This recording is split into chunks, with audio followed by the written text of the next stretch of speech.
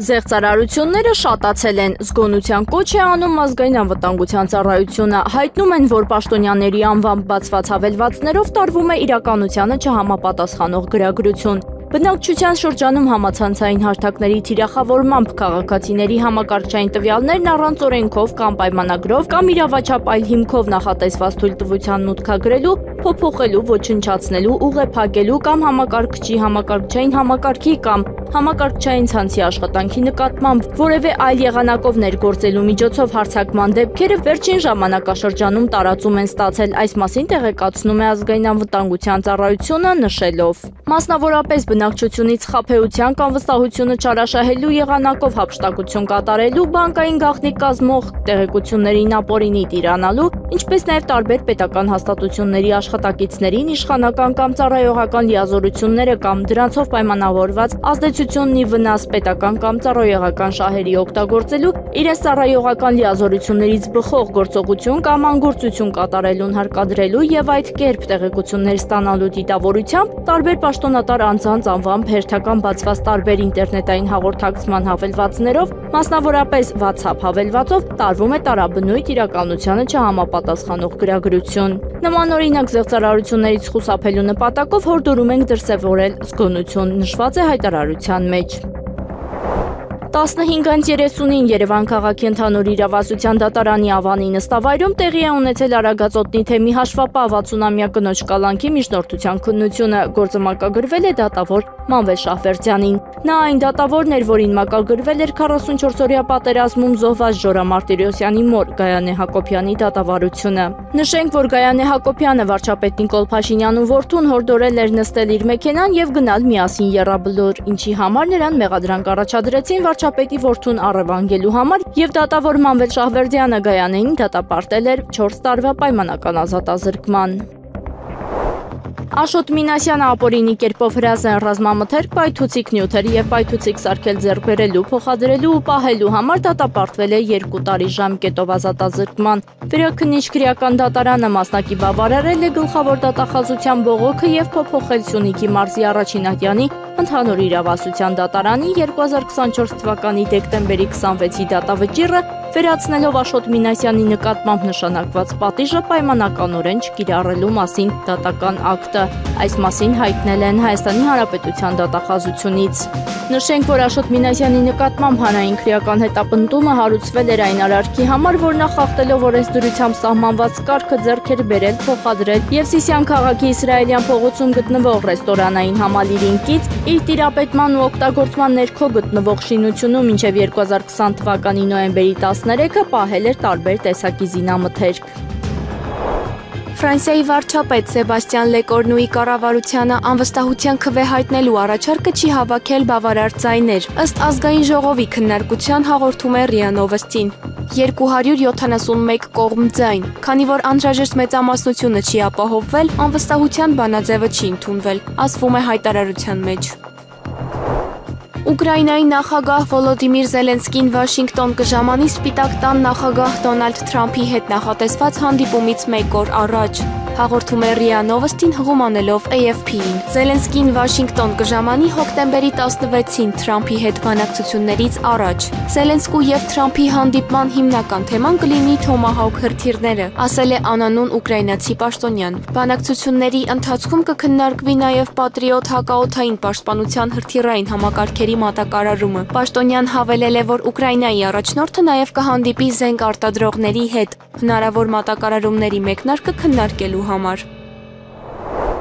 Չինաստանի արտաքին գործերի նախարարության խոսնակ Լինցցյանի խոսքով ռուսական նավթի գնումների դադարեցման պահանջով Միացյալ Նահանգները զբաղվում է սպառնալիքներով եւ խաթարում է միջազգային առևտուրը, հաղորդում է ՏԱՍՍ-ը։ ԱՄՆ մոտեցումը բնորոշ միակողմանի գերիշխանություն եւ տնտեսական հարկադրանք է, որը լրջորեն խախտում է միջազգային առևտրի եւ տնտեսական կանոնները, ասել է նա։ Դիվանագետի խոսքով ԱՄՆ քաղաքականությունը սպառնում է համաշխարհային մատակարարման շղթաների անվտանգությանը եւ կայունությանը։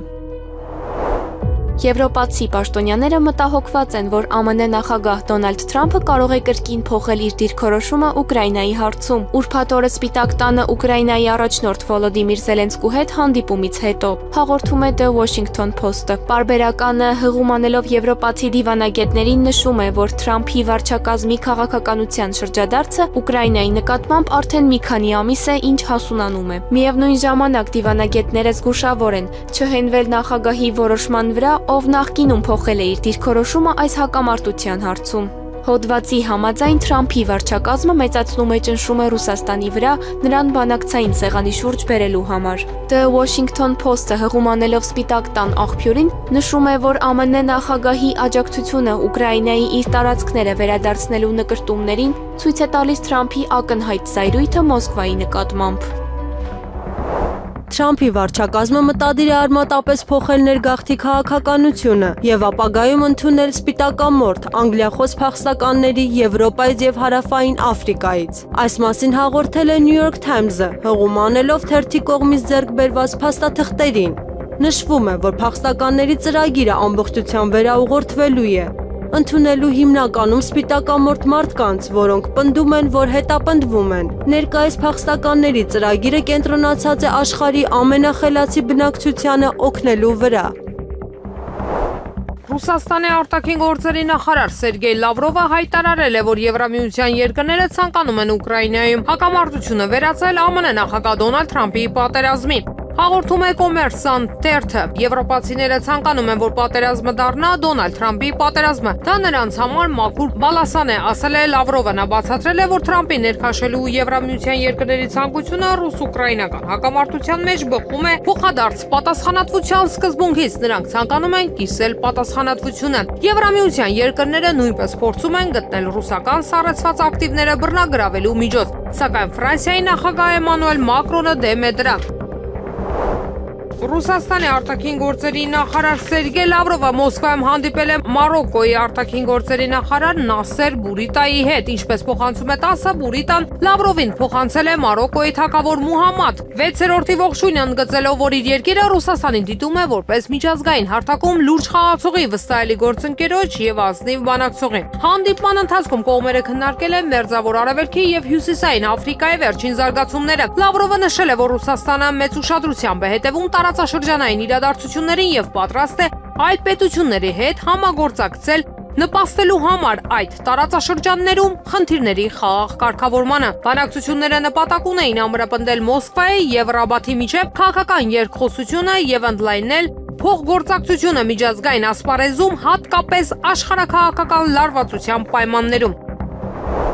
Ամերիկյան կապալառուները կօգնեն Ուկրաինայի զինված ուժերին օգտագործել Tomahawk հրթիռները, եթե դրանց մատակարարումը հաստատվի, հաղորդում է Financial Times-ը աղբյուրի փոխանցմամբ, եթե ԱՄՆ նախագահ Դոնալդ Թրամփը հաստատի մատակարարումը Tomahawk հրթիռները կարող են բավականին արագ փոխանցվել ուկրաինական կողմին։ Նա հավելել է, որ ամերիկյան կապալառուները կօգնեն հրթիռների շահագործմանը, մասնագետը բացատրել է, որ դա կվերացնի ուկրաինացի զինվորների մարզման անհրաժեշտությունը եւ ամերիկյան կողմը կկարողանա վերահսկել թիրախավորումը։ Հրապարակման մեկ այլ աղբյուր նշել է, որ Tomahawk հրթիռների մատակարարումը չի ազդի ռազմական գործողությունների ընթացքի վրա։ Նա հավելել է, որ ուկրաինական կողմը պարզապես կլրացնի այն, ինչ արդեն ձեռք է բերել անօդաչու թռչող սարքերի միջոցով։ Ուկրաինայի նախկին պաշտպանության նախարար Անդրեյ Զագորոդնյուկը հայտարարել է, որ մատակարարված զենքի համակարգերից ոչ մեկը չի կարողացել հիմնարար կերպով փոխել իրավիճակը, բայց դրանց համատեղ օգտագործումը կարող է էական ազդեցություն ունենալ շփման գծի վրա։ Ռուսաստանի նախագահ Վլադիմիր Պուտինի առաջիկա այցը Հնդկաստան մեծ նշանակություն ունի երկու երկրների միջև գործընկերության զարգացման համար։ Այս կարծիքը հայտնել է Հնդկաստանի արտաքին գործերի նախկին առաջին փոխնախարար եւ խորհրդարանի վերին պալատի ներկայիս անդամ Հարշ Վարդհան Շրինգլան, պատասխանելով ՏԱՍՍ-ի հարցին Վիվեկանանդա միջազգային հիմնադրամում անցկացված Հնդկաստանի եւ Ռուսաստանի միջև ռազմավարական գործընկերության 25-ամյակի նվիրված համաժողովի շրջանակներում։ Սա շատ կարևոր եւ նշանակալի այց է։ Վստահ եմ, որ մենք կունենանք բազմաթիվ նվաճումներ, որոնք կհայտարարվեն այս այցի ընթացքում։ Շրինգլան կարծում է, որ երկկողմ հարաբերությունների զարգացման տեսանկյունից Պուտինի այցը Հնդկաստան շատ նշանակալի կլինի։ Խորհրդարանականի խոսքով Հնդկաստանը եւ Ռուսաստանը միասին երկար ճանապարհ են անցել։ Այսօր այս հարաբերությունները բնութագրվում են վստահությամբ, բարեկամությամբ, համագործակցությամբ եւ փոխադարձ հարգանքով, ասել է նա, նշելով նաեւ ամուր տնտեսական գործընկերությունը եւ պաշտպանության, տիեզերքի եւ էներգետիկայի ոլորտներում լայնածավալ համագործակցությունը։ Ռուսաստանը տեղեկություններ է ստացել, որ բրիտանական հետախուզական ծառայությունները դիվերսիա են նախապատրաստում թուրքական հոսք գազատարի դեմ, հայտարարել է Ռուսաստանի ԱԴՑ տնօրեն Ալեքսանդր Բորտնիկովը Սամարղանդում անվտանգության խորհրդի 57-րդ նիստում։ MI6-ի հետ համատեղ ծրագրում են ուկրաինական դիվերսիոն խմբերի ներխուժումներ Ռուսաստանի սահմանամերձ շրջաններ, հարձակումներ կարևորագույն ենթակառուցվածքային օբյեկտների վրա, ասել է նա։ Ըստ նրա, թուրքական հոսք գազատարը եւ Կասպյան խողովակաշարի կոնսորցիումը, որի բաժնետերերի թվում են Ռուսաստանի, Ղազախստանի եւ Միացյալ Նահանգների ընկերությունները, կարող են հարձակման թիրախ դառնալ։ Կան հավաստի տեղեկություններ, որ հենց Լոնդոնի հովանավորությամբ են Ռուսաստանում ահաբեկչական հարձակումներ եւ դիվերսիաներ իրականացվում, ասել է Բորտնիկովը։ Նրա խոսքով բրիտանական հատուկ նշանակության ուժերը անմիջականորեն ներգրավված են մարտական գործողություններում։ Բրիտանական հետախուզությունը նաև կանգնած է Ուկրաինայում անվտանգության ծառայության սարդոստային գործողության հետևում։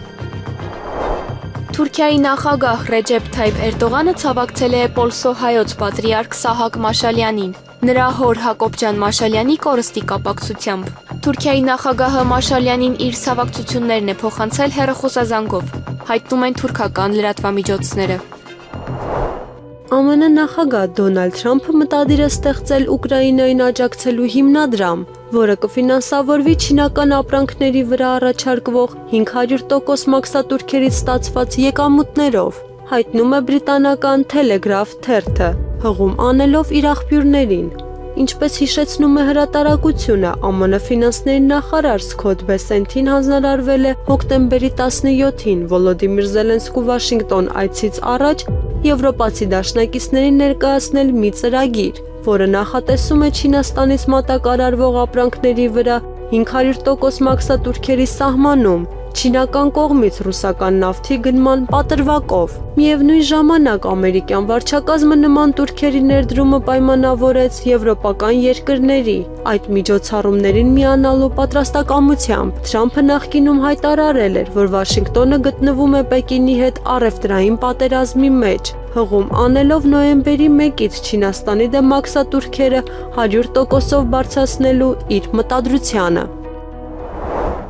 Ուկրաինայում հակամարտությունը վաղուց կլուծվեր, եթե ԵՄ առաջնորդները չստիպեին Վոլոդիմիր Զելենսկուն շարունակել ռազմական գործողությունները եւ չխոչընդոտեին ԱՄՆ նախագահ Դոնալդ Թրամփի միջնորդական ջանքերը։ Նման կարծիք է հայտնել Հունգարիայի վարչապետ Վիկտոր Օրբանը, նշելով նաեւ, որ ԵՄ առաջնորդները փորձում են Թրամփին իրենց կողմը գրավել։ Ինչ վերաբերում է ուկրաինա-ռուսական պատերազմին, նախագահ Թրամփը վաղուց խաղաղություն կհաստատեր, եթե եվրոպացիները անընդհատ կուլիսներից չսադրեին Զելենսկուն, ասել է վարչապետը։ Նա կարծում է, որ ուկրաինական հակամարտությունը չի ավարտվում, քանի որ Բրյուսելը խոչընդոտում է Վաշինգտոնի միջնորդական ջանքերը։ 2026 թվականի խորհրդարանական ընտրություններում հաղթելու է ժողովուրդը։ Այս մասին կառավարության նիստից հետո լրագրողների հետ ճեպազրույցում հայտարարել է Նիկոլ Փաշինյանը։ Նա ընդգծել է, որ ընտրություններում իր հաղթանակը համարում է ժողովրդի հաղթանակը, ապա անդրադառնալով ընդդիմադիրներին նշել է. Այդ մարդիկ ամբողջ համոզվածությամբ ասում էին, որ իրենք հաղթելու են ընտրություններում։ Ճիշտ է, ասում էին, որ հաղթելու են, իրանք էլ գալու են, գնդակահարելու են, էս են անելու են։ Ինչ եղավ։ Եղավ են, ինչ եղավ։ Հաղթեց ով։ Հաղթեց ժողովուրդը։ 100% կարող եք վստահ լինել, որ 2026 թվականի խորհրդարանական ընտրություններում հաղթելու է ժողովուրդը։ Կառավարությունը որոշել է դադարեցնել դատապարտյալների հիվանդանոց քրեակատարողական հիմնարկի գործունեությունը, այս մասին հայտարարել են կառավարության այսօրվա նիստում։ Որոշմամբ առաջարկվում է հիմնարկում պահվող դատապարտյալների եւ կալանավորված անձանց բուժման գործընթացը կազմակերպել Արմավիր ՔԿՀ-ում ստեղծված քրեակատարողական բժշկության կենտրոն ՊՕԱԿ-ի նոր տեղամասում, իսկ հոգեկան առողջության խնդիրներ ունեցող անձանց բուժումը հոգեկան առողջության պահպանման մասնագիտական կենտրոնում։ Այսպիսով ակնկալվում է ապահովել քրեակատարողական համակարգի առավել օպտիմալ եւ արդյունավետ գործունեությունը, ինչպես նաեւ դրա առջեւ դրված խնդիրների լուծման նպատակով հատկացվող ֆինանսական միջոցների արդյունավետ եւ նպատակային տնօրինումը, ասված է որոշման հիմնավորման մեջ։ Ինչ վերաբերվում է դատապարտյալների հիվանդանոց ՔԿՀ-ին ամրակցված զենքերին, զինամթերքին եւ հատուկ միջոցներին, ապա դրանք կհանձնվեն ԱՆ քրեակատարողական ծառայության կենտրոնական մարմնի պահպանության ապահովման բաժին դատապարտյալների եւ կալանավորված անձանց փոխադրման գործընթացն իրականացնելուց հետո։ Իդեպ դատապարտյալների հիվանդանոցի, ինչպես նաև Նուբարաշեն, Վարդաշեն, Երևան կենտրոն քրեակատարողական հիմնարկները փակելու հնարավորությունը նախատեսվել է քննարկել Արդարադատության նախարարի 2023 թվականի հոկտեմբերի 20-ի հրամանի հիման վրա։ Վարդան Հովակիմյանը նշանակվել է Եվրոպական միությունում Հայաստանի Հանրապետության ներկայացուցչությանը կից Հայաստանի Հանրապետության պաշտպանության հարցերով կցորդ մինչև 2027 թվականի օգոստոսի 27-ը։ Այս մասին որոշում է ստորագրել Նիկոլ Փաշինյանը։ Վարչապետի մեկ այլ որոշման Վարդան Հովակիմյանը համատեղության կարգով նշանակվել է Բելգիայի թագավորությունում Հայաստանի Հանրապետության դեսպանությանը կից Հայաստանի Հանրապետության պաշտպանության հարցերով կցորդ։ Հովանավանքի հոգևոր հովիվ Տեր Արամ Քահանա Ասատրյանը հարցաքննվել է, այս մասին հայտնել է քննչական կոմիտեի մամուլի քարտուղար Կիմա Ավդալյանը։ Տեր Արամ Քահանա Ասատրյանը հարցաքննվել է իշխանական կամ ծառայողական լիազորությունները կամ դրանցով պայմանավորված ազդեցությունն օգտագործելով հավաք կազմակերպելուն կամ դրան մասնակցելուն խոչընդոտելու կամ հարկադրելու, ինչպես նաև հավաքին մասնակցելու կամ հավաքին մասնակցելուց հրաժարվելու նպատակով նյութապես շահագրգռելու հատկանիշներով նախաձեռնված քրեական վարույթի շրջանակում, թե երբ է Քահանան հարցաքննվել Արագածոտնի թեմի առաջնորդարանում խուզարկություններից առաջ թե հետո, այս հարցերի վերաբերյալ իրավապահ կառույցից մանրամասներ չեն հայտնել։ Եվրահանձնաժողովի ղեկավար Ուրսուլա ֆոն դեր Լեյենը առաջին անգամ կարող է մերժել ԱՄՆ նախագահ Դոնալդ Թրամփի վարչակազմին խոսքը համաշխարհային նավագնացությունից ջերմոցային գազերի արտանետումների կրճատման մասին ՄԱԿ-ի համաձայնագրին աջակցելու մասին է, հայտում է Եվրոակտիվ պորտալը վկայակոչելով իր աղբյուրները։ Այս շաբաթ Լոնդոնում Եվրահանձնաժողովի նախագահ Ուրսուլա ֆոն դեր Լեյենը հնարավոր է առաջին անգամ կարող է ոչ ասել Թրամփի վարչակազմին աջակցելով համաշխարհային նավագնացությունից ջերմոցային գազերի արտանետումների կրճատման մասին ՄԱԿ-ի համաձայնագրին ասվում է նյութում։ Եվրահանձնաժողովի աղբյուրների տվյալներով ֆոն դեր Լեյենն անձամբ է ամուր դիրքորոշում որդեգրել այդ հարցում, ինչը վկայում է քաղաքական ռիսկի դիմելու պատրաստակամության մասին, ինչը նախկինում չի նկատել ԱՄՆ-ի հետ հարաբերություններում։ Եթե այդ տեղեկությունը հաստատվի, դա կարող է դառնալ առաջին դեպքը, երբ ֆոն դեր Լեյենը բացահայտ մարտահրավեր կնետի Թրամփի վարչակազմին մի շարք զիջումներից հետո, ընդգծվել է նյութում։ ԱՄՆ պաշտպանության նախարար Փիթ Հեքսեթը ՆԱՏՕ-ի անդամ երկրներին հորդորել է մեծացնել ամերիկյան սպառազինության գնումները Ուկրաինայի համար Prioritize Ukraine Requirements List ծրագրի շրջանակում, հաղորդում է Reuters-ը։ Խաղաղությունը ձեռք է բերում ոչ թե բարձր հայտարարություններով կամ սպառնալիքներով, այլ ուժով։ Երբ ունես իրական կարողություններ, նույնիսկ հակառակորդներն են քեզ հարգում, հայտարարել է Հեքսեթը։ Նա ընդգծել է, որ Վաշինգտոնը ակնկալում է ավելի շատ պետությունների միանալ նախաձեռնությանը եւ հատկացնել լրացուցիչ միջոցներ Կիևին ամերիկյան սպառազինություն մատակարարելու համար, որպիսի պատերազմը հասցվի խաղաղ ավարտի։ Ավելի վաղ Euractiv-ը հաղորդել էր, որ ԵՄ ռազմական աջակցությունը Ուկրաինային զգալիորեն նվազել է 2025 թվականի ամռանը, չնայած PURL ծրագրին։ ՆԱՏՕ-ի միասնությունը փլուզվել է Ռուսաստանի հետ դաշինքի լայնածավալ հակամարտության ռիսկի պատճառով։ Այս մասին հայտարարել է ԱՄՆ բանակի պաշտոնաթող գնդապետ, Պենտագոնի ղեկավարի նախկին խորհրդական Դուգլաս Մակգրեգորը։ ՆԱՏՕ-ն միասնական չէ Ռուսաստանի հետ պատերազմելու իր ցանկության մեջ։ ՆԱՏՕ-ի միասնության մասին առասպելը փլուզվում է ճնշման տակ, նշել է նախկին զինվորականը։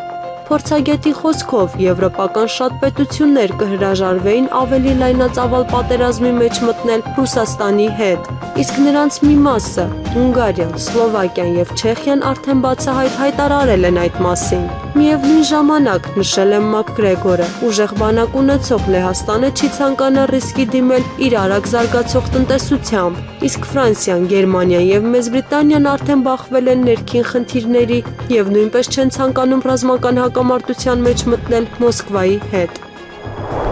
Ուկրաինայի դեսպանը ԱՄՆ-ում Սվետլանա Ստեֆանիշինան հայտարարել է, որ Կիևը ստեղծել է նոր ձևաչափ համագործակցություն Սպիտակ տան հետ, որը ներառում է ռազմական եւ տնտեսական աշխատանքային խմբեր, այս մասին նա հայտնել է Պոլիտիկոյի հետ զրույցում։ Սա բոլորովին նոր ձևաչափ է, ռազմական խմբերը գործում են արդեն 2 շաբաթ, իսկ վարչապետը համագործակցում է ֆինանսական գործընկերների հետ, նշել է Ստեֆանիշինան։ Նրա խոսքով կողմերը կենտրոնացած են ռուսական հարվածներից տուժած էներգետիկ համակարգի վերականգնման ուղղությամբ օգնության ծրագրերի վրա։ Ավելի վաղ հաղորդվել էր, որ ուկրաինական պատվիրակությունը, որի կազմում էին նախագահական գրասենյակի ղեկավար Անդրեյ Երմակը եւ վարչապետ Յուլիա Սվիրիդենկոն, հանդիպել է Lockheed Martin ընկերության ներկայացուցիչների հետ քննարկելու սպառազինության եւ մասնավորապես Tomahawk հրթիռների եւ F-16 կործանիչների մատակարարման հարցերը։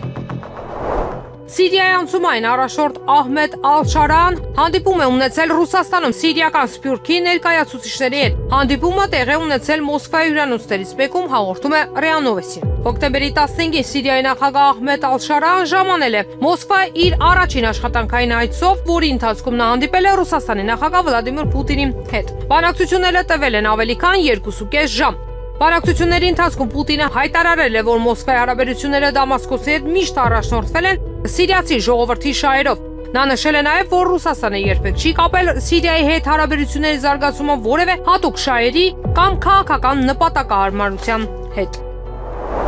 Հնդկաստանը, որը անդամ է BRICS միավորման, պատրաստ է 2 անգամ ավելացնել էներգակիրների ներմուծումը ԱՄՆ-ից, եթե Վաշինգտոնը առաջարկի մրցունակ գներ, հայտարարել է երկրի առևտրի փոխնախարար Ռաջեշ Ագրավալը, գրում է TASS-ը։ Ըստ պաշտոնյայի Նյու Դելին դիտարկում է ամերիկյան էներգառեսուրսների ներմուծման մեծացումը ներմուծման աղբյուրների դիվերսիֆիկացիայի նպատակով։ Սա նաև կարող է օգնել նվազեցնել առևտրային դեֆիցիտը ԱՄՆ-ի հետ եւ նոր թափ հաղորդել երկկողմ առևտրային բանակցություններին։ Մենք կարող ենք մոտ 12-15 միլիարդ դոլարի չափով ավելացնել գնումները առանց վերամշակման գործարանների փոփոխության։ Հիմնական պայմանը գինը պետք է լինի ողջամիտ, նշել է նա։ Ավելի վաղ Economic Times-ը գրել էր, որ Հնդկաստանի նավթավերամշակող ընկերությունները առաջիկա ամիսներին կշարունակեն մեծացնել ռուսական նավթի ներմուծումը, քանի որ ԱՄՆ-ի հետ բանակցություններում առաջընթաց չկա։ Աշտանը Վաշինգտոնը մտցրել էր 50%-ային մաքսատուրքեր հնդկական ապրանքների վրա, փորձելով ստիպել Նյու Դելիին դադարեցնել ռուսական նավթի գնումները, սակայն Հնդկաստանը հայտարարել էր, որ իր գործարքները պայմանավորված են միայն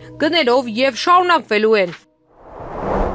Ռուսաստանը դեռևս սպասում է ամերիկյան կողմից կոնկրետ պատասխանի ԱՄՆ նախագահ Դոնալդ Թրամփի եւ Ռուսաստանի նախագահ Վլադիմիր Պուտինի միջև Ալյասկայում կայացած բանակցությունների արդյունքների վերաբերյալ, հայտարարել է Ռուսաստանի արտաքին գործերի նախարար Սերգեյ Լավրովը։ Դոնալդ Թրամփի վարչակազմը այժմ հասկանում է Ուկրաինայում հակամարտության արմատական պատճառների մեջ խորանալու անհրաժեշտությունը եւ ձգտում է դա անել։ Մենք շարունակում ենք ակնկալել Ալյասկայի բանակցությունների արդյունքների վերաբերյալ կոնկրետ արձագանք։ Մենք հանձնառու ենք դրանց, ասել է Լավրովը Կոմերսանտ թերթին տված հարցազրույցում։ Գործարար Սամվել Կարապետյանի կալանքը երկարաձգվել է 30 օրով։ Նման որոշում է կայացրել հակակոռուպցիոն դատարանը Վահե Դոլմազյանի նախագահությամբ։ Դատարանը հիմնավոր չի համարել Սամվել Կարապետյանին դատախազության կողմից մեղսագրվող փողերի լվացման ու տնտեսական հանցագործությունների մասով մեղադրանքները ու կալանքի երկարացման համար հիմք է ընդունել իբր սահմանադրական կարգի տապալման կոչը։ Նշենք, որ գործարարի մեղադրանքը փոփոխվել էր եւ լրացվել, նրան նաեւ փողերի լվացման մեղադրանք էր առաջադրվել։ Հունիսի 17-ին Սամվել Կարապետյանի տանը խուզարկություններ իրականացվել, երբ նա հրապարակավ աջակցություն էր հայտնել հայ առաքելական եկեղեցուն։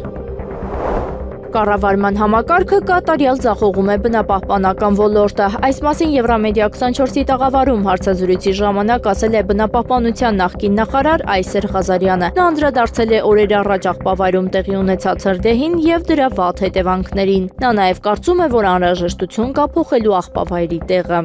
Եթե նայենք օդի աղտոտման մասով, ապա քամու վարդ հասկացողություն կա, այսինքն գրաֆիկ կա, որը ցույց է տալի տարվա ընթացքում քամիները հիմնականում որ ուղղությամբ են փչում, ու տեսնում ենք, որ քամիները հիմնականում փչում են հարավ-արևմտյան, հարավ-արևելյան ռումբաներից դեպի հյուսիսային ուղղություններ, այսինքն դեպի Երևան քաղաքի կենտրոն։ Այսինքն Շենգավիթ Նորարեշից մինչև եթե նայենք անկյունային, մինչև մասիվի այդ հատվածները, այսինքն նայած այդ տվյալ պահին որ ուղղությամբ է 3-4 մետր վարկյան միջին արագությամբ, դա նշանակում է, որ կարճ ասած երևանցիները, ասենք, աղբը թափում են դա այրվում այնտեղ, այդ այրման գազերը բավականին լուրջ խնդիր են իրենցից ներկայացնում, մասնավորապես PM2.5-ի ֆուրան, թունավոր դիոքսին եւ այդ նույն գազերը, որոնք քաղցկեղածին են եւ այլ լուրջ հիվանդություններ են առաջացնում, մասնավորապես երեխաների եւ մեծահասակների մոտ, այդ վառված, այսպես գազերը ամեն անգամ քամին որոշակի ժամերին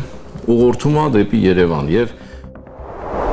Արագածոտնի թեմի առաջնորդ Մկրտիչ եպիսկոպոս Պրոշյանը 2 ամսով կալանավորվել է։ Երևան քաղաքի առաջինատյանի ընդհանուր իրավասության քրեական դատարանը դատավոր Կարեն Ֆարխոյանի նախագահությամբ բավարարել է քննիչի ներկայացրած միջնորդությունը։ Փաստաբան Երև Սարգսյանի խոսքով դատարանը սահմանափակել է տեսակցությունները Սրբազանի հետ։ Թույլատրվել է միայն մոր հետ տեսակցել։ Նշենք, որ 3 հոկտեմբերի 15-ին քննչական կոմիտեն ձերբակալել էր Արագածոտնի թեմի առաջնորդ Մկրտիչ եպիսկոպոս Պրոշյանին։ Մկրտիչ Սրբազանը մեղադրվում է քրեական օրենսգրքի 149-րդ հոդվածի 2-րդ մասի 4-րդ կետով, այն է ընտրական իրավունքի իրականացմանը, ընտրական հանձնաժողովների աշխատանքներին կամ ընտրությանը մասնակցող անձանց լիազորությունների իրականացմանը խոչընդոտելը եւ քրեական օրենսգրքի 236-րդ հոդվածի 3-րդ մասով, այն է հավաք անցկացնելուն կամ դրան մասնակցելուն խոչընդոտելը կամ հարկադրելը, ինչպես նաև հավաքին մասնակցելու կամ հավաքին մասնակցելուց հրաժարվելու նպատակով նյութապես շահագրգռելը։ Վարչապետ Նիկոլ Փաշինյանը 3 կառավարությունում հյուրընկալել էր աշխատանքային այցով Հայաստանում գտնվող Բելգիայի թագուհի Նորին Մեծություն Մաթիլդային։ Այս մասին տեղեկացնում են կառավարության մամուլի ծառայությունից։ Վարչապետը ողջունել է թագուհու այցը Հայաստան եւ հույս հայտնել, որ նա մեր երկրից կստանա ջերմ տպավորություններ։ Թագուհի Մաթիլդան շնորհակալություն է հայտնել ջերմ հյուրընկալության համար եւ նշել, որ տպավորված է Հայաստանով։ Նորին Մեծությունը կարևորել է ՄԱԿ-ի կայուն զարգացման նպատակների պաշտպանությունն ու այդ նպատակով միջոցառումների իրականացումը։ Մտքեր են փոխանակվել նաև Հայաստանի եւ Ադրբեջանի միջև խաղաղության հաստատման եւ տարածաշրջանում կայունության ապահովմանը միտված ջանքերի շուրջ։ Եվրոպական խորհրդային պետությունը չկարողացավ թուլացնել Ռուսաստանը։ Նման կարծիք է հայտնել ֆին պրոֆեսոր Թոմաս Մալինենը։ Խորհրդային պետությունում ոմանք գուցե մտածում էին, որ Ռուսաստանը կթուլանա, բայց տեղի ունեցավ հակառակը։ Երկիրը հիմա ավելի մարտունակ է, քան երբևէ, ընդգծել է պրոֆեսորը։ Մալինենի կարծիքով եվրոպական երկրները ձախողել են ուկրաինական հակամարտությունը խաղաղ ճանապարհով լուծելու բոլոր փորձերը, առաջնորդվելով Ռուսաստանի դաշնությունը թուլացնելու եւ աշխարհը 3-րդ համաշխարհային պատերազմի տանելու ցանկությամբ։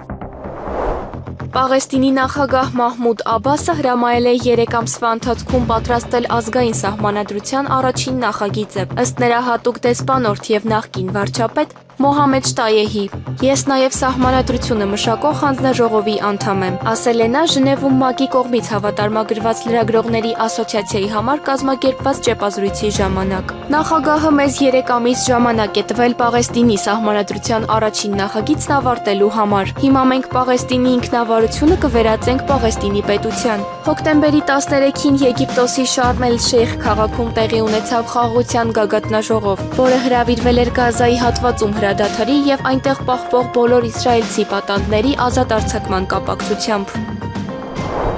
Մեծ Բրիտանիան ռազմական մասնագետներ կուղարկի Մոլդովա, տեղի զորքերին անօդաչու թռչող սարքերի դեմ պայքարի մարտավարություն վարժեցնելու համար, ասվում է Մեծ Բրիտանիայի պաշտպանության նախարարության հայտարարության մեջ։ Այնտեղ նշվում է, որ բրիտանացի ռազմական փորձագետները, որոնք մասնագիտանում են անօդաչու թռչող սարքերի դեմ պայքարի գործողություններում, կուղարկվեն Մոլդովա։ Նրանք նաև կօգնեն Մոլդովայի զինված ուժերին վարժեցնել անօդաչու թռչող սարքերի դեմ պայքարի մարտավարությունը։ Հոկտեմբերի 8-ին Մոլդովայի կառավարությունը հաստատեց երկրի համար նոր ռազմական ռազմավարություն, որը Ռուսաստանը եւ Մերձ Դնեստրում գտնվող խաղաղապահ ուժերը համարում է սպառնալիք եւ նպատակ է դնում ռազմական ծախսերը հասցնել ՀՆԱ-ի առնվազն 1%-ի։